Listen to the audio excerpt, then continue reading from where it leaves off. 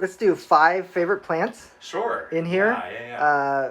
Yes, 5 favorites for whatever reason. Whether you have a story, you like the leaf, Yeah. you kind of anything. So this right here is the Dressler Eye. It's like the dark form version of it. I got it earlier this year. Roots are popping out already over here. Yeah. It's pretty healthy. There's a few different versions of Dressler Eye. This is the one that's like the so-called dark form one. I had to treat that little fungus spot over there, but. So what is it? What is it about this one that makes it a favorite for you? It's a very beautiful dark. It just got really beautiful dark leaves on it. Yeah. And I think that's what I really like about it. And it's just like you miss the when a new leaf comes out. It's almost like I'll send you a photo, I guess, but it's like it's a dark coppery color. It's actually really, really beautiful. So it's like this is one of the newer. That's the newer leaf, and I'm bummed about the little fungus spot right there. It's like the mint Noid is definitely like. I mean, you're missing out on the new leaf there, but it's It's hard not to like this guy. Oh, it's such a beautiful plant, and I don't agree with the pricing on them now, but it's scarcity and. Do you like it more than like the Aria, the other types because of the coloring, the shade? There's a few things that I really like about it. The story of them. They come from a Florida grower that doesn't like to be named too much now because just for privacy reasons, right? But they've been propped for 40 years essentially, and I've seen them in where they came from, and it's beautiful. I mean, just beautiful, beautiful mints. You're just like, you see why they're so right gorgeous. All different shades of colors, and they have they look a lot like the sort of Brazil form of the Monstera deliciosa, the sort of the leaf shape of them. So it's not just the color, right? So I think people like to. I mean, you can see that not much of the leaf is actually mint. It's really the shape and the way it grows. Right. When you're getting something like this, and especially if you're paying the prices, you like the story. Yes. But I think it's really hard to get them from the source these days just because the grower is kind of swamped. But yeah, like the story really makes this plant special. Just like how, there are other plants with stories that are special in their own way. And I grew this from, one node. I won it at a charity auction in my local group, actually. Ooh. Yeah, I can move that, yeah. Oh, no, I'm just looking at the... Yeah, the Patriciae is really nice. I mean, there are just so many beautiful plants in here that I can't. Right. I told you, it's like funny because downstairs I was like, I can't decide on which one. And then upstairs I'm like, okay, there's too many to decide. There's like the reverse. Partially because there's just so many really beautiful, stories for each one. Kaputzi. Ooh, this one's really nice. Yeah. It's the. I don't know how to say it. It's Kaputzi, the sort of special, like the weird. This one you can only do with cloning. You can't do this by seeds because it's a specific special Durian, I guess. This reminds me of. Actually, I don't really know what this reminds me of. It looks really nice. Oh yeah, no, it's a beautiful, beautiful. It's like I feel like for me it gives me vibes of Durian and Peltagarum? Yeah, but a very more refined, nicer. Oh, totally, yeah. Nicer form. It's a little underappreciated, I think. Oh yeah, it looks gorgeous though. Yeah, I mean, goodness. It's really beautiful, actually, in person especially. I think the reason is because it doesn't have. It's not like red-leaved or dark and sexy, and so people just like overlook it sometimes in like Instagram. But in person, it's just a stunner. I mean, it's just the veining. Yeah, it's. I mean, I'm gravitating towards it in this room full of anthuriums, so it's like it's obviously something's catching my eye. Why don't you share? Why don't you share some? Since it's hard for you to pick really special plants. This one's actually really nice too. I forgot to pull this one out. This one is a variegated pterodactyl. Whoa. Yeah, which is really beautiful. Whoa. Yeah, so this is actually... It's hard to find this type of coloration. Oh my goodness. So when I got it, it was 2 leaves. This was like the most extensive variegation on it, and I had no idea what it was going to come out to be. And just, it's one of those things where after time, it just surprised me with, and this stuff is just when you get lacewings, you get this like sawdust. But yeah, that leaf the other day, I was like, holy cow. You know, there's all the hype on variegation. I get it. It's sometimes overblown.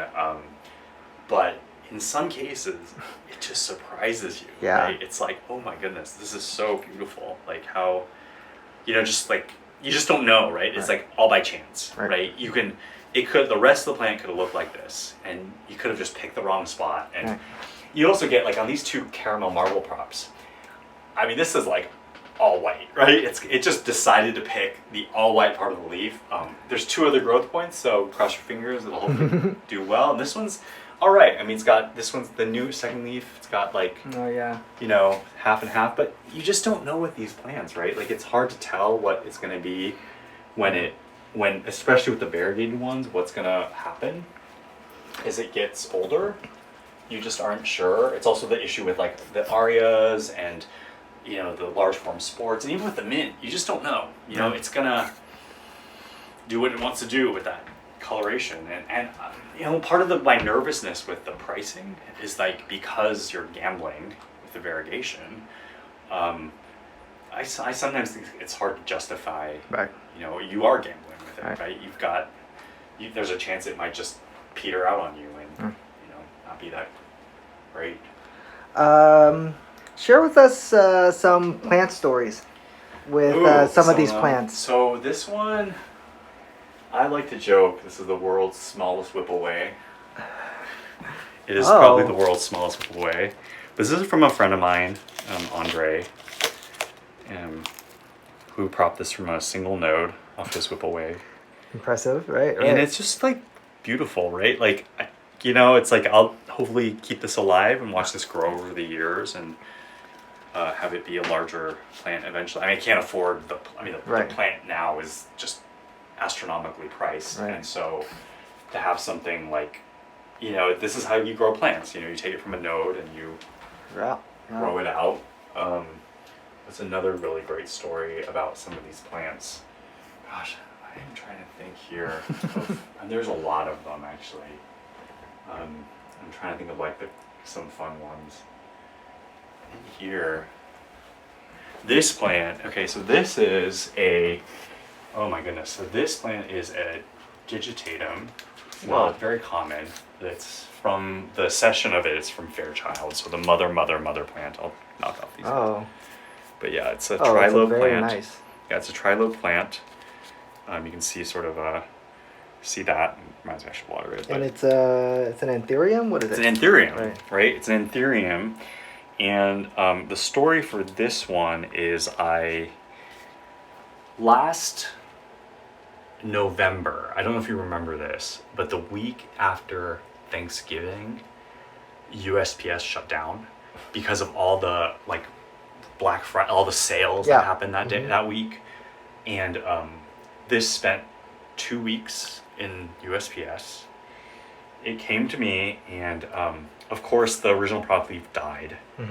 It was a stem, a second stem popped up, and part of it was just the shock. I mean, the plant spends 2 weeks lost in the mail. I mean, this was literally sitting in a box for 14 days somewhere, you know, over winter, and somehow came to me alive. And then the second leaf came in, and then it melted and died. And so I was like, this is like, it just felt like ongoing, like this is never gonna work. And then finally this leaf took 2 months ago, and then and it's now smooth sailing. You know, but it's like, it's one of those things where you know, with plants, you just have to give them time and do your best, and know that just because it arrives and it might die, that's okay, as long as you keep going with it. That's sort of that's just my lesson with a lot of them. And I bet you now it's really hard for you to part with that plant. I think it's hard for me to part with all my plants. I have that problem. I mean, if it was easier, I think I'd have less plants. I'm actually kind of nervous about that. Like, I actually need to like whittle this down a little bit. And selling them is going to be hard because, I mean, even things like that magnificum up there. You see how like the edges of that leaf are rippled a little bit? That was just like, that was from, you know, that's like $50-$60 from Equigenera. It's not that much, you know, Yeah. but like I could just sell it for cost, but it's like the leaves are, like if you come from this angle, it's like, oh my goodness, it's such a beautiful leaf shape. What if I sell it and it turns out to be like some magical plant in the future?